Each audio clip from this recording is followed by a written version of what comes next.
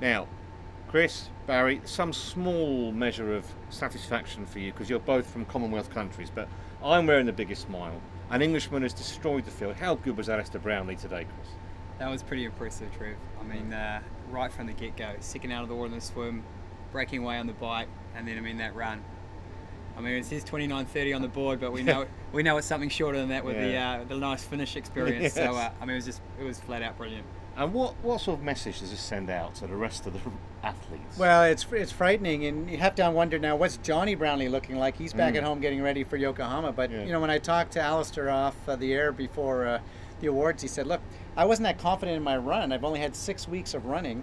I wanted to push the bike to try to get away." He was very frustrated that other guys didn't work hard enough on the bike. He said, "Look, these guys got to understand tactics. They should have been working hard to stay ahead, and they let some really good runners come up into that lead pack eventually." So the guy's relentless, brilliant swimmer, worked hard on the bike, and today he showed that even on the top of his run game, he is still frightening. And what do you make of that kind of swagger in the last 100 metres? I'll stop, I'll high-five the crowd, I'll just walk very casually over the line just to say, look, I'm the Olympic champion, I'm number one here.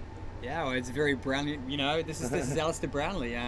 The brothers they've made winning a habit, and we saw it again today. I mean, he has the right to ease off when he's 35 seconds down the road, but he chooses not to, and he makes statements. Every single race, he makes statements. That's for sure. A word about Richard Murray, Barry, because terrific second place. He's getting better and better this guy. Well, his confidence is coming, and as he's improved his swimming, he's in the factor much earlier. He worked hard on the bike early on. Once he got in that lead bunch, then it's okay. Now wait till the run.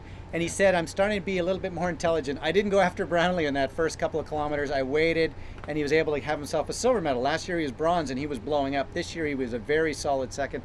And Silva, that kid is really the real deal. He's having a great season." Yeah, all the headlines will be about Brownlee, but it's a nice moment for João Silva to be top of the standings at the moment as we stand. Yeah, you have two great results. You got Auckland, and he's backed it up in San Diego, so he's leading the World Series, and he should be. And what's going to happen in Yokohama?